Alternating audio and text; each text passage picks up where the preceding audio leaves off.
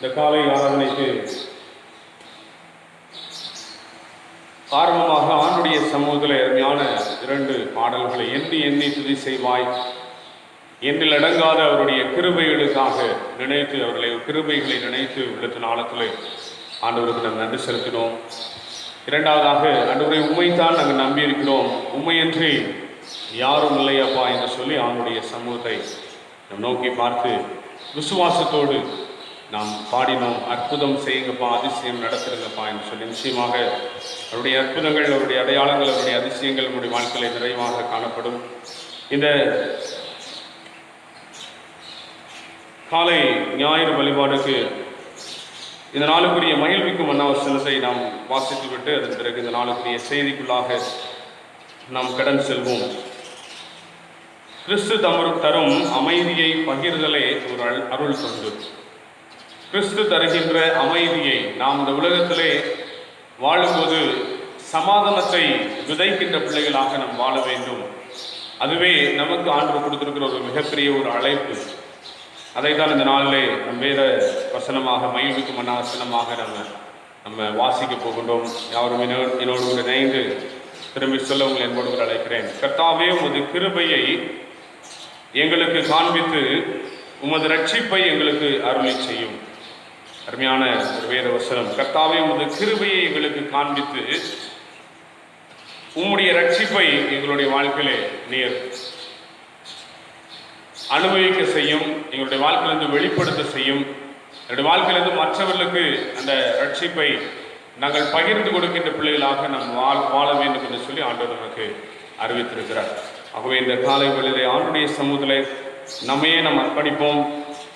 இந்த நாளிலே சற்று இந்த தென்னிந்திய திருச்சபையின் முறைமையின்படியாக ஒருவேளை வசனத்தை நாம் தியானித்து விட்டோம். ஒருவேளை செய்தியின் நாளிலே சற்று இன்னும் கொஞ்சம் வித்தியாசமான ஆண்டவர் நம்முடைய வாழ்க்கையிலே செய்த நன்மைகளை, ஆண்டவர் நம்முடைய வாழ்க்கையிலே செய்த உதவிகளை, கிருபைகளை நாம் மறந்துவிடக்கூடாது என்கின்ற ஒரு தலைப்பிலே, எபினேசர் என்கின்ற ஒரு தலைப்பிலே இந்த நாளிலே நாம் தியானிக்க போகிறோம். அவர் நம்மத்திலே எபினேசராக இருக்கின்றார். நம்மத்திலே அவர் இம்மானுவேலராக இருக்கின்றார். இம்மானுவேல் என்றால் கர்த்தர் நம்மோடு கூட இருக்கிறார். எபினேசர் என்றால் கர்த்தர் நமக்கு உதவி செய்கிற ஒரு தேவனாக இருக்கிறார். ஆகவே இம்மானுவேலராக நம்முடைய வாழ்க்கையில் இருக்கிற தேவன் நம்முடைய வாழ்க்கையிலிருந்து அமைதியை வெளிப்படுத்த வேண்டும். நம்முடைய வாழ்க்கையில் எபினேசராக இருக்கிற தேவன் நமக்கு எல்லா விதமான உதவிகளையும் செய்கிற தேவன். சமாதானம் என்கின்ற ஒரு குணநலனை நம்முடைய வாழ்க்கையில தந்து நம் வாழ்க்கை மூலமாக மற்றவர்களுக்கு அதை வெளிப்படுத்துகிற ஒரு பாத்திரமாக நம்மை ஆண்டவர் வணைய வேண்டும் என்று சொல்லி இந்த 2 தலைப்புகளின் அடிப்படையில் நம்முடைய வாழ்க்கையில் இந்த நாளிலே நாம் தியானிக்கலாம். அப்பொழுது கிறிஸ்து தரும் அமைதியை நீங்களும் நானும் பகிர்ந்து கொடுக்க முடியும், பகிர்ந்து கொள்ள முடியும் என்பதை இந்த நாளிலே நாம் தியானிக்க இருக்கின்றோம். அருமையான ஒரு வேத வசனத்தை இந்த காலை ஆதாரமாக நான் எடுத்திருக்கிறேன். எடுத்தவர்கள் அதை வாசிப்போம். 1 சாமுவேலின் புஸ்தகம் 7ஆம் அதிகாரம் 12ஆம் வசனம். அதை எடுத்து வைத்துக் கொள்வோம். 1 சாமுவேல் 7ஆம் அதிகாரம் 12வது வசனம். அப்பொழுது சாமுவேல் ஒரு கல்லை எடுத்து மிஸ்பாவுக்கும் சேனுக்கும் நடுவாக நிறுத்தி, இம்மட்டும் கர்த்தர் எங்களுக்கு உதவி செய்தார் என்று சொல்லி அதற்கு எபினேசர் என்று பெயரிட்டான். அங்கே ஆண்டவர் நமக்கு உதவி செய்ததை மறந்துவிடக்கூடாது. ஆண்டவர் நமக்கு கொடுத்த கிருபைகளை, தயவை நாம் மறந்துவிடக்கூடாது. தேவன் நமக்கு செய்த நன்மைகளை நாம் மறந்துவிடக் கூடாது என்பதிலே அருமையான சாமுவேல் ரொம்ப கவனமாக இருக்கிறதை நாம் பார்க்கின்றோம்.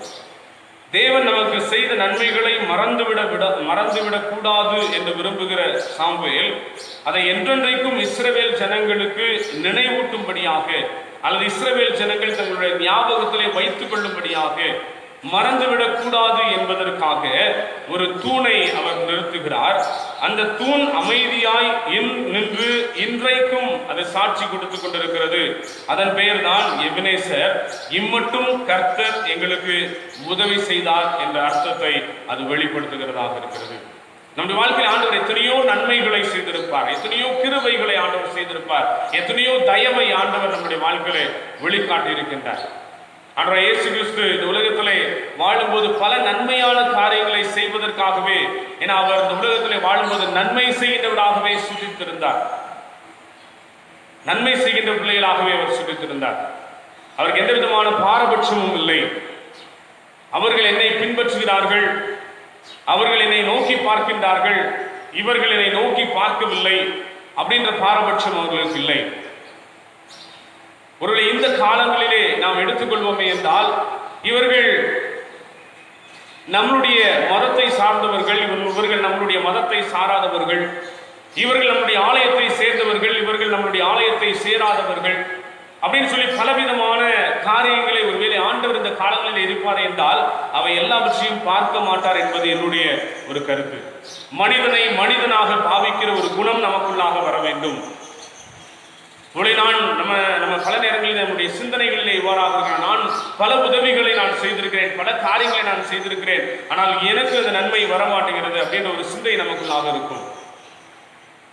அதே போல் இன்னொரு காரியம் இருக்கும், அவர்கள் ஆலயத்திற்கு வந்ததில்லை, அவருடைய வாழ்க்கையில எந்த நன்மைகளும் அவர்கள் ஆலயத்திற்கு செய்ததில்லை, அவர்கள் எப்பொழுதுமே அப்படின்னு சொல்லி பலவிதமான சிந்தனைகள் நம்முடைய வாழ்க்கையில இருந்தாலும், இதை நீங்களும் நானும் ஆண்டவர் பார்ப்பதை போல பார்க்க வேண்டும் என்று சொல்லி ஆண்டவர் விரும்புகிறதை இந்த காலை வேளையிலே எபினேசர் என்கின்ற தலைப்பிலும் இம்மானுவேல் என்கின்ற தலைப்பிலும் நீங்களும் நானும் தியானிக்க போகிறோம். நான் சூழ்நிலைகளை பார்க்க விரும்புகிறதில்லை, ஆண்டவரும் அதை விரும்புவதில்லை. நம்மை சார்ந்தவர்களா நம்மை சாராதவர்களா என்பது பார்ப்பதை நீங்களும் நானும் விரும்பக்கூடாது என்று சொல்லி ஆண்டவர் விரும்புகிறார். வேதத்தில் அதற்கு ஒரு அதிகாரம் ஒன்று உள்ளது. நற்செய்தி நூல்களிலே தன்னுடைய நிலத்திலே வேலை பார்ப்பதற்காக ஆட்களை தேடுகிறார்கள். அதிகாலையிலே ஒரு சிலர் வர்றாங்க, அதன் பிறகு பகல் 11 மணிக்கு ஒரு சிலர் வர்றாங்க, அதன் பிறகு மதியானம் 1 மணிக்கு ஒரு சிலர் வர்றாங்க, அதன் பிறகு 4 மணிக்கு ஒரு சிலர் வருகிறார்கள். வந்து முடித்த பிறகு எல்லா வேலைகள் அந்த மாலை வேளையிலே நேரம் நெருங்கிவிட்டது. ஆகவே எல்லோரையும் அவருடைய ஊதியங்களை வாங்குவதற்காக எல்லோரும் வரிசையாக நிற்கின்றார்கள். அதிகாலையிலே வந்தவர்கள் இவ்வாறான ஒரு சிந்தனையோடு கூட இருக்கிறார்கள். இவங்கெல்லாம் இப்பதான் வந்தாங்க, நம்ம எப்பொழுதோ நம்ம வேலை பார்த்துட்டு இருக்கோம், எப்பொழுதோ இந்த காரியங்களை நாம் செய்து கொண்டிருக்கோம், நமக்கு அதிகமான ஒரு ஊதியம் கிடைக்கும் என்று சொல்லி. ஆனால் ஆண்டவர் அங்கே ஆரம்பம் முதல் இறுதி வரை வந்த ஒவ்வொரு நபர்களுக்கும் ஒரே விதமான ஒரு ஊதியத்தை ஆண்டவர் தருகிறதை நாம் பார்க்கிறோம். அது வேதத்தில் இருக்கிற ஒரு காரியம். இந்த வார்த்தைகளோடு கூட நம்மளுடைய வாழ்க்கை இந்த நாட்களிலே நம்ம ஒப்பிட்டு பார்க்க வேண்டும் என்று சொல்லி ஆண்டவர் விரும்புகிறார். அவருடையதை அவர் கொடுப்பதற்கு எந்த விதமான உத்தரவும் யாரிடத்திலும் இருந்து பெற வேண்டிய அவசியம் இல்லை. காலையில் இந்த ஊதியத்திற்கு தான் நீ சம்மதித்து வந்தாய், ஆகவே அந்த ஊதியத்தை நீ பெற்றுக்கொள். நீங்களும் நானும் இந்த நாட்களிலே எந்த விதமான சிந்தனைகளோடு கூட நம்முடைய வாழ்க்கையை நாம் பயணித்துக் கொண்டிருக்கிறோம், வாழ்ந்து கொண்டிருக்கிறோம் என்பதை சற்று நம்முடைய வாழ்க்கையில் ஆழமாக ஆராய்ந்து பார்க்க ஆண்டவர் நம்மை எப்பொழுது அழைக்கிறார். பல சிந்தனைகள், பலவிதமான எண்ணங்கள் நம்முடைய சிந்தனைகளை இப்பொழுது ஓடிக்கொண்டிருக்கிறது. என்னுடைய இருதயத்தில் பலவிதமான சிந்தனைகள் வேதனைகளோடு கூட ஓடிக்கொண்டிருக்கிறது. நம்முடைய சூழ்நிலைகள், நம்முடைய கஷ்டங்கள், நம்முடைய பாடுகள், நம்முடைய வேதனைகள், நம்முடைய குடும்பம் படுகின்ற பாடுகள், வேதனைகளை ஆண்டவர் கண்ணோக்கமாக இருக்கின்றார். நீங்களும் நானும் பாரபட்சத்தோடு கூட நாம் கண்ணோக்கி கொண்டிருக்கின்றோம். ஆனால் ஆண்டவருடைய சிந்தை எவ்வாறாக இல்லை. ஆண்டவர் எப்பொழுதும் மற்றவர்களுக்கு நன்மை செய்கின்ற பிள்ளையாகவே, ஒரு மனுஷகுமாரனாகவே இந்த உலகத்திலே வாழ்ந்தார். கானானிய ஸ்திரீயினுடைய விசுவாசத்தை சோதிக்கும் வண்ணமாக தான் ஆண்டவர் அங்கே சொன்னார் ஒரு சில வார்த்தைகளை. ஆனாலும் அந்த ஸ்திரீ மேஜையில் இருந்து வரும் துணிக்கைகளை இந்த நாய்க்குட்டிகள் தின்னுமே ஆண்டவரே என்று சொல்லி அவ்வளவாக தன்னை தாழ்த்தினாலே அங்கே ஆண்டவர் ஒரு அற்புதத்தை அவருடைய வாழ்க்கையில் செய்கிறார். அவருடைய விசுவாசத்தை சோதித்து அவருடைய பலனை அவர் பெற்றுக்கொள்ளும் வண்ணமாக சமாரிய பெண்ணோடு கூட ஆண்டவர் பேசுவதன் காரணம் என்ன? உதவி செய்ய வேண்டும் என்பதற்காக. நம்மளுடைய வாழ்க்கையில் நம்ம பல காரியங்களை பல நேரங்களிலே நாம் யோசித்து நம்முடைய இருதயத்தை கரைப்படுத்தி கொண்டிருக்கின்றோம், குற்றப்படுத்திக் கொண்டிருக்கின்றோம். ஆண்டவர் அந்த காலைகளிலே உங்களோடும் என்னோடு கூட பேசுகிற தேவன், நான் எபினேசராக இருக்கின்றேன், நான் இம்மானுவேலராக இருக்கிறேன், உனக்குள்ளாக இருக்கிற தேவனாகிய நான் அவர்களுக்குள்ளாகவும் இருக்கிறேன், மற்றவர்களுக்குள்ளாகவும் இருக்கிறேன் என்ற உணர்வை நமக்கு ஆண்டவர் அந்த காலைகளிலே தர வேண்டும். ஆண்டவருடைய கண்களினாலே நீங்களும் நானும் மற்றவர்களை பார்க்கின்ற ஒரு குணநலன் நமக்குள்ளாக இருக்க வேண்டும். மாய்மானமான ஒரு வாழ்க்கை வாழ வேண்டாம். எபினேசராக அவர் உங்களோடு கூட இருக்க விரும்புகிறார், உங்களுக்கு உதவி செய்ய விரும்புகிறார். இம்மானுவேலராக அவர் உங்களோடு கூட இருக்க விரும்புகிறார், அவர் உங்களுக்கு உதவி செய்ய விரும்புகிறார். யெகோவா ராஃபாவாக இருந்து உங்களுக்கு குணமாக்க உங்களுடைய வாழ்க்கையை அவர் காத்துக் கொண்டிருக்கின்றார். யெகோவா நிசியாக இருந்து அவர் உங்களுடைய வாழ்க்கையிலே வெற்றிகளை தருவதற்கு அவர் காத்துக் கொண்டிருக்கின்றார். நீங்களும் நானுடைய வாழ்க்கை ஆண்டுடைய கரத்திலே நாம் உபயோகிப்போம். எபினேசர் என்ற பெயரிலே கடந்த காலத்தை பற்றிய நன்றி உணர்வு நமக்கு இருக்க வேண்டும். எதிர்காலத்தை பற்றி ஒரு விசுவாசம் இணைந்திருக்க வேண்டும். அவர் எபினேசராக இதுவரை நம்மை நடத்தி வந்த தேவன் இனிமேலும் நம்மை நடத்துவார் என்ற உணர்வு நமக்கு இருக்க வேண்டும். இதுவரை நம்முடைய கஷ்டங்கள், போராட்டங்கள், பாடுகள், வேதனைகளிலே நமக்கு உதவி செய்த தேவன் இனிமேலும் நம்முடைய வாழ்க்கையிலே கஷ்டங்கள் மத்தியிலே, போராட்டங்கள் மத்தியிலே, பாடுகள் மத்தியிலே நாம் கடந்து வருகின்ற போதிலும் அவர் நமக்கு உதவி செய்வார் என்ற நம்பிக்கை. மற்றவர்களோடு கூட நம்மை ஒப்பிட்டு பார்க்க வேண்டாம். அது யோசேப்பினுடைய சரித்திரத்திலே நாம் வாசிக்கின்றோம். யோசேப்பு தன்னுடைய சகோதரன் பென்யமீனுக்கு அதிகமாக கொடுக்கிறான், மற்றவர்களுக்கு கொஞ்சம் குறைச்சலாக கொடுக்கிறான். அவருடைய முகத்தை நோக்கி பார்க்கிறான், ஒரு இடத்துல இன்னும் ஏதாகிலும் வெறுப்பு காணப்படுகிறதா, இன்னும் ஒரு இடத்துல ஏதாகிலும் ஒரு குணநலன் காணப்படுகிறதா என்று பார்த்து அவன் சோதி தருகிறவனாக இருக்கின்றான். நம்முடைய வாழ்க்கையில நீங்களும் நானும் இரட்டை சிந்தனைகளோடு கூட அல்ல, ஒரே சிந்தனையோடு கூட ஆண்டவரை நாம் தொழுது கொள்ளும் போதுதான், வெறுப்போடு கூட அல்ல, கசப்போடு கூட அல்ல, சந்தோஷத்தோடு மனமகிழ்ச்சியோடு கூட ஆண்டவரை நான் தொழுது கொள்ளும் போதுதான் ஆண்டவருடைய சிந்தை எனக்குள்ளாக இருக்கிறது என்பதை நீங்களும் நானும் மறந்துவிட வேண்டாம். நான் உன்னை விட்டு விலகுவதும் இல்லை, உன்னை கைவிடுவதும் இல்லை என்று சொன்ன தேவன் இந்த காலவெளியிலே உங்களோடும் என்னோடு இடைபடுகிற தேவன். நான் உனக்கு எபினேசராக இருந்து உனக்கு நான் உதவி செய்ய விரும்புகிறேன், நான் இம்மானுவேலராக இருந்து உன்னோடு கூட நான் வர விரும்புகிறேன். இந்த காலவெளியில் ஆண்டவர் நமக்கு சொல்லுகிற ஒரு முக்கியமான காரியம், இனிமேலும் அவர் உதவி செய்வார். அவர் எபினேசர் மட்டுமல்ல, இம்மானுவேலரும் கூட. இம்மானுவேல் என்பதற்கு தேவன் நம்மோடு கூட இருக்கிறார் என்ற அர்த்தம் என்று சொல்லி மத்தேயு எழுதின நற்செய்தி நூல் 1ஆம் அதிகாரம் 23ஆம் வசனத்திலே நமக்கு ரொம்ப தெளிவாக சொல்லப்பட்டிருக்கிறது. நம்மோடு இருக்கிற கர்த்தர் நமது கரத்தை பிடித்து இனிமேலும் நடத்துவார். நான் உன்னை தாங்குவேன், ஏந்துவேன், சுமப்பேன், தப்புவிப்பேன். கர்த்தர் நித்தமும் உன்னை நடத்தி மகா வறட்சியான காலங்களிலே உன் ஆத்மாவை திருப்தியாக்கி உன் எலும்புகளை நினமுள்ளதாக்குவார். நீ நீர்ப்பாய்ச்சலான தோட்டத்தை போலவும் வற்றாத நீரூற்றை போலவும் நீ இருப்பாய். ஏசாயா தீர்க்கதரிசன புத்தகத்திலே அருமையாக நாம் வாசிக்கிறோம். 58ஆம் அதிகாரம் 11ஆம் வசனத்திலே ஆண்டவர் நம்மோடு கூட இருக்கின்றார். கர்த்தரை தெய்வமாக கொண்டிருக்கிற ஜனம் பாக்கியம் உள்ளது. ஆண்டவரை தெய்வமாக கொண்டிருப்பேன் என்றால் என்னுடைய வாழ்க்கையிலே ஆண்டவருடைய பார்வை நம்முடைய வாழ்க்கையில் இருக்க வேண்டும். கர்த்தருடைய வைராக்கியம் நம்முடைய வாழ்க்கையில வெளிப்பட வேண்டும். கர்த்தருடைய பார்வை நம்முடைய வாழ்க்கையிலே நம்முடைய பார்வையாக இருக்க வேண்டும். என்னுடைய பார்வையை ஆண்டவர் அங்கீகரிக்க வேண்டும். அவருடைய பார்வையே என்னுடைய பார்வையாக மாற வேண்டும். அவருடைய சிந்தனையே என்னுடைய சிந்தனையாக மாற வேண்டும். சுயநலமான சிந்தனைகள், வெறுப்பான சிந்தனைகளை நாம் தூக்கி உதறி தள்ளிவிட்டு, ஆண்டவரே உம்முடைய சிந்தனையிலே நான் வாழ எனக்கு ஆண்டவரை ஆசீர்வதியும், என்னை ஆண்டவரே உடைய கரத்திலே நான் ஒப்படைக்கின்றேன் என்று ஆண்டுடைய சமூகத்திலே நம்முடைய வாழ்க்கையை நாம் ஒப்புவிப்போம் என்றால், அர்ப்பணிப்போம் என்றால் நம்முடைய வாழ்க்கையை ஆண்டவர் நிச்சயமாக தொடுகிற தேவனாக இருக்கின்றார். நான் உன்னை விட்டு விலகுவதும் இல்லை, உன்னை கைவிடும் என்று சொன்ன தேவன் இதுவரை நம்மை வழிநடத்தின தேவன், இதுவரை நம்மை தாங்கின தேவன், ஏற்றின தேவன், தப்பித்த தேவன். அவர் உங்களை விசாரிக்கிறவரானபடியால் உங்கள் கவலைகளை எல்லாம் அவர் மீது வைத்து விடுங்கள். கொஞ்ச காலம் மாத்திரம்தான் உங்களுடைய வாழ்க்கையிலே பாடுகள். நான் உன்னை சீர்படுத்தி, ஸ்திரப்படுத்தி, பலப்படுத்தி நிலைநிறுத்துவேன். ஆக நீங்களும் நானும் ஆண்டுடைய சமூகத்திலே நம்முடைய வாழ்க்கை இதுவரை தேவன் செய்த ஒவ்வொரு நன்மைகளுக்காக நம்முடைய வாழ்க்கையில ஆண்டவரை நாம் நோக்கி பார்த்து துதிப்போம். நன்றியுள்ள இருதயத்தோடு கூட ஆண்டவரை நோக்கி பார்த்து நாம் துதிப்போம். கர்த்தர் கொடுத்த சுகத்துக்காக, கர்த்தர் கொடுத்த பலத்துக்காக, கர்த்தர் நம்முடைய தேவைகளை ஒவ்வொரு நாளும் சந்தித்து வருகின்ற விதங்களுக்காக.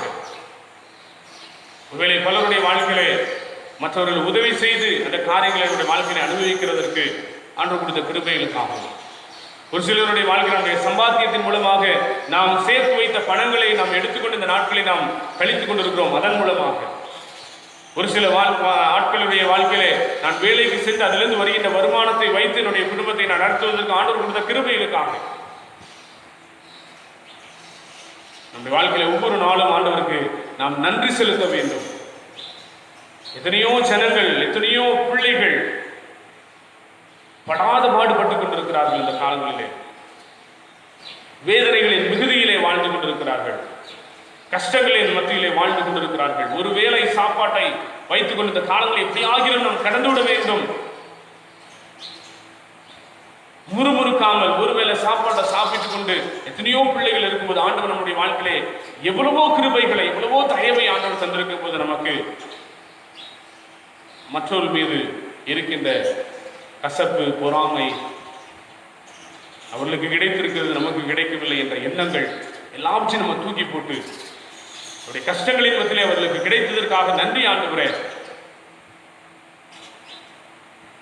அவர்களை கொடுத்ததற்காக நன்றி ஆண்டவரே அப்படின்ற ஒரு சிந்தை நமக்குள்ளாக இருக்க வேண்டும் என்று சொல்லி ஆண்டவர் இருக்கிறார்.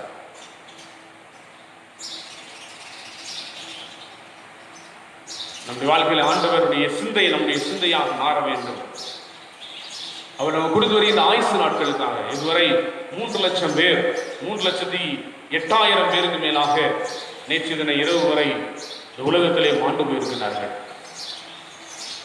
எங்களுக்கு நீர் கொடுத்த உசுருக்கு நன்றி ஆண்டவரே.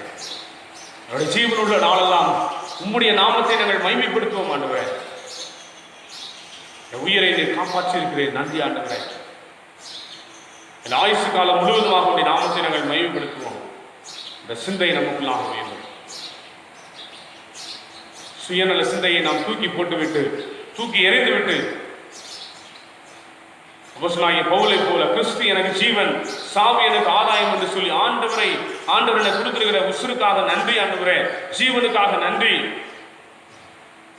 ஒருவேளை நான் மரித்து போவேன் என்றால் எந்த விதமான கசப்போ, பொறாமை குணமோ, சுயநல சிந்தையோ என்னுடைய வாழ்க்கையில் இல்லாமல் ஆண்டவரே உம்முடைய நித்திய ராஜ்யத்துக்குள்ளாக நான் சுதந்திரிக்க வேண்டும். ரொம்ப முக்கியமான ஒரு காரியம். கலாத்தியரின் புஸ்தகம் வார்த்தைகள் நம்முடைய இருதயத்தில் அடிக்கடி பேச வேண்டும். ரொம்ப முக்கியமான ஒரு காரியம். இந்த வார்த்தைகள் ஒருவேளை இந்த நாளிலே உங்களை சமாதானம் நாம் பண்ணுகிறவர்களாக நாம் வாழ வேண்டும். அதுதான் அருட்பணி. சமாதானம் என்னுடைய வாழ்க்கையிலே இருக்க வேண்டும் என்றால் இந்த சிந்தனைகள் என்னுடைய வாழ்க்கையிலிருந்து வெளியேற வேண்டும். கலாத்தியர் 5ஆம் அதிகாரம் 19ஆம் வசனம் 20வது வசனத்திலே முக்கியமான ஒரு சில குறிப்புகளை ஆண்டவர் வேதத்திலே வைத்திருக்கிறார், மறந்துவிட வேண்டாம். 262ஆம் பக்கத்திலே புதிய ஏற்பாட்டின் புஸ்தகத்திலே கலாத்தியர் 5ஆம் அதிகாரம் 19ஆம் வசனத்திலே மாம்சத்தின் கிரியைகள் வெளியரங்கமாய் தோன்றும், அவை ஆவன: விபச்சாரம், வேசித்தனம், அசுத்தம், காமவிகாரம், விக்கிரகாராதனை, புலிசூனியம், பகைகள், விரோதங்கள், வைராக்கியங்கள், கோபங்கள், சண்டைகள், பிரிவினைகள், மார்க்க பேதங்கள், பொறாமை, கொலைகள், வெறிகள், களியாட்டுகள் முதலியவைகளை. இப்படிப்பட்டவைகளை செய்கிறவர்கள் தேவனுடைய ராஜ்யத்தை சுதந்திரிப்பதில்லை என்று முன்னே நான் சொன்னது போல இப்பொழுதும் உங்களுக்கு சொல்கிறேன். எச்சரிப்பின் வார்த்தை. பொறாமைகள். ஆண்டவர் நம்மளை நல்லா வச்சிருக்கிறார். அதனால நம்முடைய வாழ்க்கையிலே ஒரு சில தேவைகள் நமக்கு சந்திக்கப்பட்டுக் கொண்டிருக்கிறது. ஒரு சில தேவைகள் மற்றவர்களுக்கு சந்திக்கப்படவில்லை என்றால் ஏதோ ஒரு சில குறைபாடுகள், அவருடைய பாவ குறைபாடுகள் அல்ல, அவருடைய சூழ்நிலைகளின் குறைபாடு. எபனேசராக இருந்த அவர்களுக்கும் ஆண்டவர் உதவிகளை செய்கிறார். இம்மானுவேலராக இருந்து அவர்களுக்கும் உதவிகளை செய்கிறார். ஆகவே ஆண்டவரே உங்களுக்கு நாங்கள் நன்றி செலுத்துகிறோம். அந்த சிந்தனை நமக்குள்ளாக வர வேண்டும். சங்கீதங்களின் புஸ்தகம் 145 சங்கீதத்தின் முதல் வசனம், ராஜாவாகிய என் தேவனே, உம்மை உயர்த்தி உம்முடைய நாமத்தை எப்பொழுதும் என்றென்றைக்கும் நான் ஸ்தோத்திரிப்பேன். நான் வாழ்ந்திருக்கும் போது உம்மை நான் ஸ்தோத்திரிப்பேன், நான் தாழ்ந்திருக்கும் போது உம்மை நான் ஸ்தோத்திரிப்பேன். எப்பொழுதும் உம்மை துதிக்கின்ற துதி என்னுடைய வாழ்க்கையில காணப்படும். உதாரண குணமுள்ள ஆத்துமா செழிப்பும், எவன் தண்ணீர் பாய்ச்சுகிறானோ அவனுக்கு தண்ணீர் பாய்ச்சப்படும். வேதவசனம் ரொம்ப தெளிவாக சொல்லுகிறதை நாம் பார்க்கின்றோம். நீதிமொழிகளின் புத்தகம் 11 வசனத்தில் உதாரண குணம் உள்ளவன், உதாரணமாக கொடுக்கிறவனிடத்திலே கர்த்தர் பிரியமாயிருக்கிறார். ஆப்பிரிக்க காடுகளிலே ஊழியம் செய்வதற்காக, இந்த அமேசான் தீவுகளிலே, அமேசான் காடுகளிலே ஊழியம் செய்வதற்காக டேவிட் லிவிங்ஸ்டன் என்ற ஒரு ஊழியரை கடன் சென்றாராம். தன்னுடைய சொத்துக்களை எல்லாம் ஊழியர்களுக்காக தியாகம் செய்துவிட்டு, ஊழியர்களுக்காக கொடுத்துவிட்டு, பொருட்களை எல்லாம் ஏழைகளுக்கு அள்ளி கொடுத்துவிட்டு ஊழியத்திலே அவர் இறங்கினாராம்.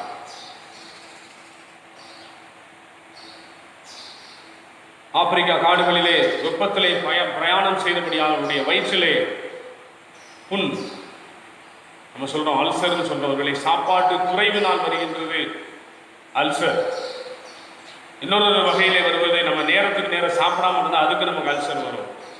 அடுத்தாக வெப்பம் அதிகரிக்கும் போது நம்முடைய சரீரத்திலே அந்த உஷ்ணம் தாங்க முடியாமல் வயிற்றிலே புண் வரும்.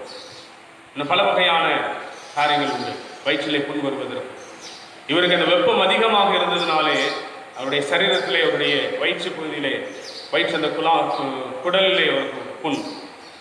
ஆகவே அதை ஆற்றும்படியாக அவருக்கு தெரிந்த ஒரு வைத்தியம் என்னன்னா ஆட்டுப்பால். ஆகவே அந்த ஆட்டு பாலை குடிப்பதற்காக ஒரு ஆடை வாங்கி அவர் வளர்த்து கொண்டிருந்திருக்கிறார்.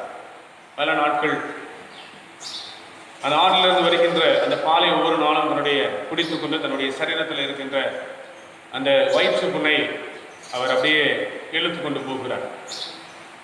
ஒரு நாள் திடீரென்று அந்த அந்த ஆப்பிரிக்கா கண்டத்திலே அந்த பகுதியில் இருக்கின்ற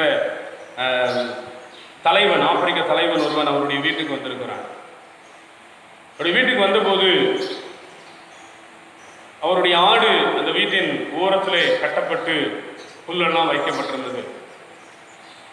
ஆகவே அந்த ஆடின் மீது அவருடைய கவனம் செலுத்தப்பட்டது. அந்த தலைவனுடைய கவனம் போனது. ரொம்ப நேரம் பேசிக் கொண்டிருந்த அந்த ஆப்பிரிக்க தலைவன் அவன் சொன்னானா, அந்த ஆடை நீங்க எனக்கு கொடுத்துருவீங்களா அப்படின்னு சொல்லி கேட்டிருக்காங்க.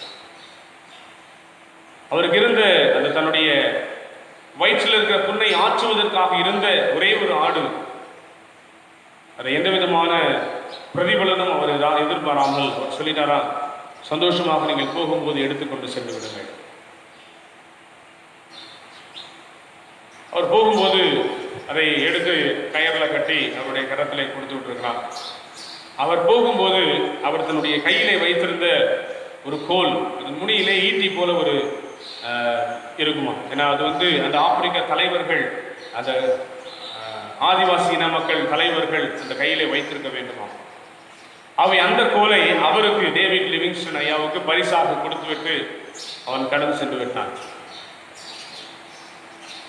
அவை அடுத்த நாள் அவர் கடன் செல்லும் போது, தன்னுடைய ஊழியத்திற்காக அவர் கடன் செல்லும் போது அவர் அந்த கோலை கையில எடுத்துக்கொண்டு போயிருக்கிறார். அவர் அந்த கோலை கையில எடுத்துக்கொண்டு போகும்போது அருமையாக இந்த காலவெளியிலே ஒரு புத்தகத்திலே நான் வாசிக்கின்றேன். தன் கையில் தனக்கு பரிசாக கிடைத்த அந்த கோல், அந்த ஈட்டியை பிடித்து கொண்டு அவர் நடந்த போது அவருக்கு ஒரே ஒரு பெரிய ஆச்சரியம். ஏன்னா அதுவரை அவருடைய வாழ்க்கையிலே அவர் பிரசங்கித்த போது மக்கள் அவருடைய வார்த்தைகளை கேட்கவில்லை, சீண்டவில்லை. அவர் மாட்டுகிற மனம் போன போக்கிலே வாழ்ந்து கொண்டிருந்த அந்த ஜனங்கள், அந்த நாளிலே அவர் அந்த கோலை கையிலே பிடித்து கொண்டு அவர் கடன் சென்றிருக்கிறார். ஆண்டுடைய வார்த்தைகளை போதித்துக் கொண்டு, ஆண்டுடைய வார்த்தைகளை பிரசங்கித்துக் கொண்டு, செய்கைகள் மூலமாக பிரசங்கித்துக் கொண்டு அவர் அப்படியே போயிட்டே இருந்திருக்கிறாரு. வழியில் நெடுக உள்ள மலை ஜாதியினர் அவர் முன்பாக விழுந்து பணிந்தார்களாம். ஏராளமான பொருட்களை அவருக்கு அன்பளிப்பாக கொடுத்தார்களாம். ஏராளமான ஆடுகள் அவருக்கு அன்பளிப்பாக கொடுக்கப்பட்டதாம். பால் கறக்கிற ஆடுகள், பல ஆடுகள் அவருடைய இடத்துல நிப்பாட்டிட்டு அப்படியே போயிட்டாங்களாம். அதுக்கு ஒரு பெரிய ஆச்சரியம். அவருக்கு என்ன அப்படின்னு பார்த்தீங்கன்னா, அவர் தன்னுடைய கரங்களிலே பிடித்திருந்த அந்த கோல், அந்த தடி, அந்த ஈட்டி, அது அந்த ஆதிவாசி ஜன தலைவனுடைய கரத்துல மாத்திரம்தான் இருக்குமா.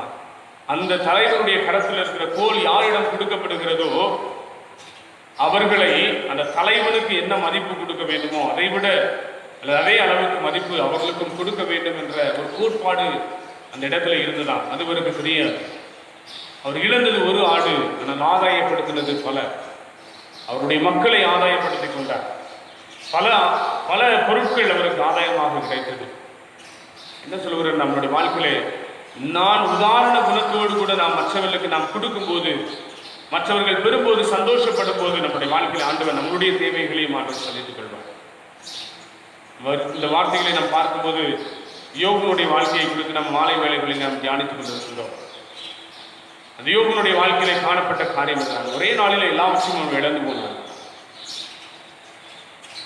அவனுடைய சரீரம் முழுவதுமாக கொடிய பற்கள், வேதனைகள் மிகுதியிலே ஒரு ஓட்டை எடுத்துக்கொண்டு அவன் சுரண்டி கொண்டிருக்கிறான். வேதனைகளின் உச்சம். ஆனாலும் இந்த வாழ்க்கையில் ஒரு பெரிய ஆசீர்வாதம். வேதனைகளின் உச்சத்திலே இந்த கடைசி அதிகாரத்தை பார்க்கும்போது, 42ஆம் அதிகாரத்தை நாம் பார்க்கும்போது, அந்த வேதனையின் உச்சம் அவருடைய மனைவி இடையிலே அவர் சொல்லுகின்றார், தேவனை தூஷித்து ஜீவனை விட்டோம். என் நண்பர்கள் சொல்லுகிறார்கள், ஏதோ ஒரு தவறு நீ செய்துவிட்டார், ஆண்டவருக்கு பிரியமில்லாத, ஆண்டவருக்கு விரோதமான காரியங்களை. ஆனாலும் 42ஆம் அதிகாரத்தில் யோபு தன் சிநேகிதருக்காக வேண்டுதல் செய்த போது கர்த்தர் அவருடைய சிறையிருப்பை மாற்றுகிறார். நாம் இந்த காலங்களிலே மற்றவர்களுக்காக உதவி செய்யும் போது, மற்றவர்களுக்கு நாம் நன்மை பயக்கின்ற காரியங்களை நாம் செய்யும் போது, உதவிகளை நாம் செய்யும் போது, உதவிகள் கிடைக்கும் போது, சந்தோஷப்படும் போது, அந்த வாழ்க்கையில நம்முடைய தேவைகளை ஆண்டவர் பார்த்துக் கொண்டார். யோபு தன் சிநேகிதருக்காக வேண்டுதல் செய்தால் கர்த்தர் இவனுடைய சிறையிருப்பை முதலாவது மாற்றினார். அதன் பிறகு அவனுடைய வாழ்க்கையில அவர்களை மன்னித்தார். அது மாத்திரமல்ல, சிறையிருப்பை மாறுவதோடு கூட மாத்திரமல்ல, இழந்து போன எல்லாவற்றையும் அவன் இரட்டிப்பாக பெற்றுக்கொண்டார். அந்த வாழ்க்கையில நீங்களும் நானும், அவர் எபினேசராக நம்மோடு கூட இருக்கின்றார், உதவி செய்கிறவராக நம்மோடு கூட இருக்கிறார், இம்மானுவேலராக நம்மோடு கூட இருக்கிறார். ஆகவே இந்த காலங்களிலே நாம் எப்படி ஆகிலும் மற்றவர்களுக்கு நாம் உதவ வேண்டும் என்ற ஒரு நம்பிக்கை, உதவ வேண்டும் என்ற குணநலன். நேற்று தினத்தில் நமக்கு அருகாமையில் இருக்கிற ஒரு கிராமத்தில் இருந்து ஒரு அருமையான சகோதரி ஃபோனில் அழைத்து சொன்னால், ஐயா எங்களுக்கும் நீங்கள் கொடுப்பீர்கள் என்று சொல்லி நான் நினைக்கவில்லை, ரொம்ப நன்றி.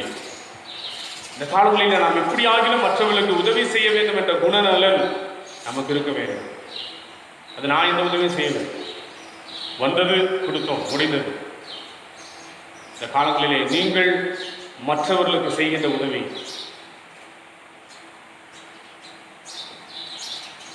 நான் அருமையான திருவள்ளுவர் சொல்லுகின்றார், இன்னா செய்தாரை ஒதுக்கல் அவர் நானும் நன்மையும் செய்துவில்லை. கொடுங்கள், அப்பொழுது உங்களுக்கு கொடுக்கப்படுவது. கர்த்தர் உங்களை அமுக்கி குலுக்கி சரிந்து விழும்படியாக உங்களுடைய வாழ்க்கையை ஆசீர்வதிப்பார். அதுதான் ஆண்டுடைய குணன். அங்கே மரியாள் தன்னுடைய கரங்களில் இருந்த அனைத்து ஆஸ்திகள், இந்த பரிமள தைலத்தை ஆண்டுடைய பாதத்திலே ஊற்றி, ஆண்டுடைய அந்த திருப்பந்தியிலே ஆண்டவர் சொல்லும் போது அங்கே இன்னொரு விலையுயர்ந்த ஒரு தைலத்தை யாருடைய சிரசின் மேல் ஊற்றி அவரை அபிஷேகித்தார். 2 இடத்திலும் நாம் பார்க்கின்றோம். அவளை விட்டு விடுங்கள், அவளை நித்தியத்திற்கு ஆயத்தப்படுத்துகிறார். வாழ்க்கையில் இந்த காலங்களிலே நான் மற்றவர்களுக்கு செய்கின்ற உதவி நிச்சயமாக நம்மை, நம்மளுடைய காரியங்கள், நம்முடைய தேவைகளை ஆண்டவர் நிச்சயமாக சந்திப்பார். அவர் எபினேசராக உங்களுக்கு உதவி செய்வார், இம்மானுவேலராக அவர் உங்களோடே கூட இருப்பார். நான் உன்னை விட்டு விலகுவதும் இல்லை, உன்னை கைவிடும் என்று சொன்ன தேவன் அபரிவிதமாக உங்களை ஆசீர்வதிப்பார். அவர்களுடைய கிருபைகளை கற்றதாமே உங்களுக்கு நிறைவாக தந்து நிறைவாக ஆசீர்வதிப்பாராக. நாம் தலைகளை தாழ்த்தி நம் ஜெபம் செய்வோம்.